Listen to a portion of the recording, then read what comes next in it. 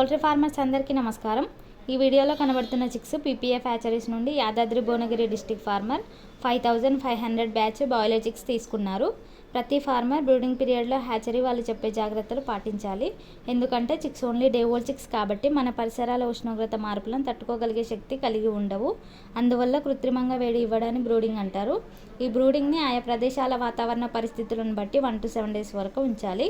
ఈ farmer brooding sections చాలా బాగా అరేంజ్ చేసుకున్నారు.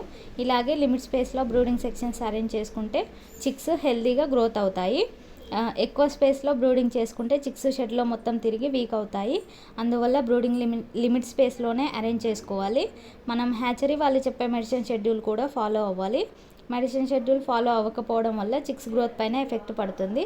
అండ్ అలాగే చిక్స్ షెడ్లోకి రాకముందుకే టెంపరేచర్ 38 to 40 degrees ఫామ్ అయ్యి ఉండాలి. అండ్ బొగ్గుల బ్రూడింగ్కి బదులుగా గ్యాస్ బ్రూడర్స్ కానీ ఎలక్ట్రిక్ బ్రూడర్స్ కానీ వాడాలి. మీకు ఇంకా మంచి రిజల్ట్ వస్తుంది.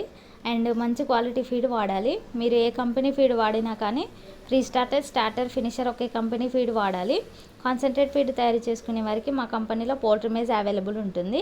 అండ్ అలాగే పౌల్ట్రీ ఎక్విప్మెంట్స్ అండ్ బాయిలర్ బ్రీడ్కి సంబంధించిన మెడిసిన్స్ అండ్ వ్యాక్సిన్స్ కూడా లభిస్తాయి. ఇంకా మా కంపెనీలో CP, Vimala, Suguna and Jaffa companies feed కూడా అవైలబుల్ ఉంటుంది.